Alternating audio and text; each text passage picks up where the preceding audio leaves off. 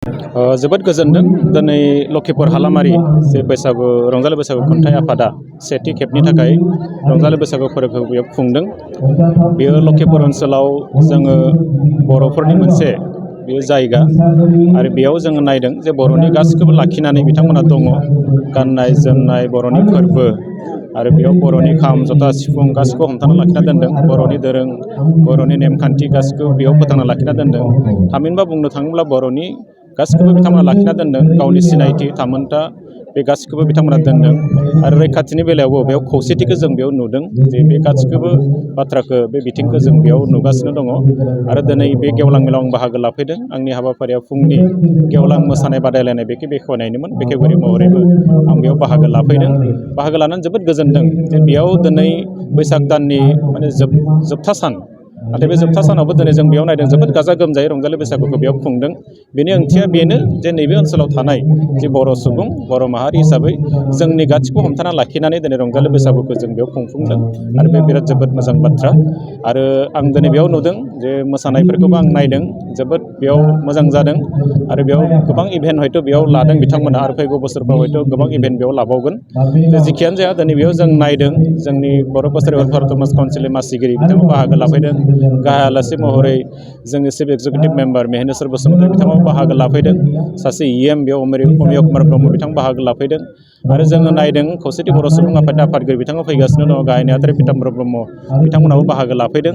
जायगाया फिसा जानो हागौ ओनसोला फिसा जानो हागौ नाथाय बेयाव थानाय जि बर' सुबुं बिथांमोननि बिथांमोननि जि नाजानाय आरो बिथांमोननि जि खौसेथि बे थासारिखौ जों दिनै बेयाव नुनो मोन्दों।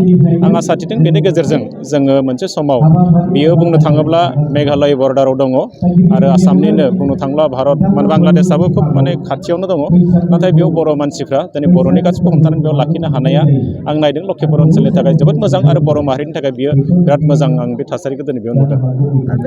आं दिनै बेयाव नायदों आङो बेयाव सोंदोंमोन जे बर' आइजोफ्रा बिसेसकरि जोङो दा हौवाफ्रा गाननाय गामसा बा बर'आ आइजोफ्रा गानबाय थानाय दख'ना फास्रा बे आरनाइ जों लानाय बे आरनाइफोरखौ एक्सुवेलि जोङो दामारदोंना दामाराखै। आं दहाय आखाइ थिखांनो होनायाव साथामसोल' आइजो बिथांमोना थिखांदों। दा बेनिफ्राय बेनि मिनिं अल आसामाव जोंनि बर' मानसिफ्रा बर' आइजोफ्रा जोङो बाहायो जिफोरखौ दख'नायानो जा आरनायानो जा गामसायानो जा फास्रायानो जा सिमायानो जा नाथाय बेखौ जोङो दिनै जोंनि जि दाग्राफोर जोंनि आइफ्रा दाला जोंनि बाजैमोना दाला मादैमोना दाला आनैमोना दाला बे दायैखौ जों दिनै फोथांफिननो थाखाय बर' कसारि वेलफेयार थमास काउन्सिलनिफ्राय जोङो नाजादों। आरो नैबे लखिपुर ओनसोलाव आङो इतिमध्ये मोनसे बाथ्राखौ फोसावदों जे बेयाव जोङो जोंनि काउन्सिलनिफ्राय मोनसे उइभिंखौ जों बेयाव गायसननो सानदों आरो फैगौ समाव जोङो माखासे हाबाफारि लानानै बे उइभिंफोरखौ जों फोथांनांगोन आरो जोंनि जे गाननाय जोमनाय बेखौ जों जोंनि आखाइजोंनो दानानै जों बाहायोब्ला हयथ' जोंनि बे मोनसे सिनायथिबो लाखिनाय जागोन आरो जोंनि हारिमुखौ हमथानानै लाखिनाय जागोन। आरो जोङो दिनै नायदों बे बाजारखौ दिनै गुबुना लाजोबगासिनो दङ। दख'ना आरनायनि बा जोंनि गामसानि जि डिमान्ड बे डिमान्डआ दंबाय थायो। जोंथ' सानफ्रामबो बेखौ बाहायबायानो थाखायो नाथाय बेखौ बर' आइजोआ दिनै दालिया आरो दायैनि थाखाय दिनै जों बेखौ गुजरातनिफ्राय लाबोनो गोनां जादों बेंगलनिफ्राय लाबोनो गोनां जादों आरो जेरैबायदि जोंनि खाथियाव थानाय बेंगालरनिफ्राय लाबोनो गोनां जादों। नाथाय बेखिनिखौ जोंनि आइजोफ्रा जेब्ला दागोन बा जोंनि दानाय लुनायाव लोब्बा गोनां वेभार्सफ्रा जेब्ला बेखौ दागोन होमबा जोंनि जि डिमान्ड दङ जोंनो जिखिनि साहिदा दङ बे साहिदाखिनिखौ पुरन खालामनो हागोन। आदारवाइज जोंनि नैबे गासिबो जोंनि आगर महर मोनसे समाव बे जोबलांगोन आरो मालाय हारिया बेखौ गावनि खालामना लाहैजोबगोन। दा बेबादिनो गंगोनाखौ जों बर'नि होननानै मिथियोमोननो नाथाय बे गंगनाया दिनै गुबुननियाव थांनानै गगना जाहैबाय। बेबादिनो जोंनि दख'ना आरनाय फास्रा बेबो मोनसे समाव जोंनि आगर महर थानाय नङा गुबुना लाहैनानै बेखौ गावनि खालामना लाहैगोन।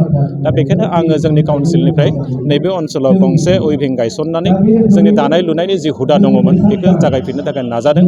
आरो फैगौ समाव जोंनि इउ.जि. ब्रह्म बिथाङा आसामनि हेन्डलुम एन्ड टेक्सटाइल डिपार्टमेन्टनि बिथाङा मन्त्रि केबिनेट मन्त्रि बिथांजोंबो जोङो बाथ्राखौ सावरायगोन आरो सावरायनानै फैगौ समाव आसाम सरकारनिफ्राय जाहाथे बै डिपार्टमेन्टनिफ्राय जोङो नैबे ओनसोलाव जोंनि जे दानाय लुनायखौ हमथाना लाखिनो हानायनि थाखाय उइभिं माखासे सेन्टार खुलिनो थाखाय जोङो बे बाथ्राखौ जोंनि काउन्सिलनिफ्राय जों नारसिनगोन आरो आं आसा थिदों बेयो जाहैगोन बे मोनसे थासारि। नोंथाङा सरखारि साख्रि नागिरदोंना? नोंथांनि थाखाय मोनसे गोजोनथाव खौरां। नोंथांनि थाखाय दं एडुकेट पइन्ट, जेराव नोंथाङा सोलोंथाइ लानायनि गेजेरजों सरखारि साख्रिनि गुबुन गुबुन रोखोमनि गोब्राब आनजादफोरखौ उथ्रिसारनो हागोन आरो गावनि आथिङाव गसंथानो हागोन। बे एडुकेट पइन्टआव नोंथांमोना SSC, bank PO, bank clerk, bank SO, UPSC, FSC, defence, railway, state, state, insurance, AAO, ADO, एसिस्टेन्टजों लोगोसे स्टेट लेभेल जब आरो माखासे सरकारि साख्रिनि आनजादाव गोनांथि जानाय आयदाफोराव सोलोंथाइ लानो हागोन। मख'नो गोनांदि बे सोलोंसालियाव साख्रिनिल' नङा, बेयाव MBA आरो सैनिक स्कुल बायदियाव एडमिशननि थाखाय एन्ट्रेन्स होनो थाखायबो सोलोंथाइ लानो हागोन। बे सोलोंसालियाव गाहाम थाखो खथानि सुबिदा दं आरो सम मथे नोंथांनि सोलोंथाइखौ बे सोलोंसालियाव होनाय जागोन। बेखौबो मिथिनांगोन दि बे एडुकेयार पइन्टआव सोलोंथाइ लानानै बावैसो 2021-22 इं मायथाइनि SSC GD नि आनजादाव गासै 11 सा सोलोंसाफोरा उथ्रिसारनो हादों। बारा नङा, गासै 15,000 रांजोंनो नोंथाङा बे सोलोंसालियाव 6 दानसिम सोलोंथाइखौ लानो हागोन। बे सोलोंसालिया क'क्राझार, बरपेटा र'ड, गवालपारा आरो बङाइगावआवबो दं। क'क्राझाराव सोलोंथाइ लानो गोसो गुदुं जानाय सुबुंफोरा 70020261333 9101536360 70020261333 9101536360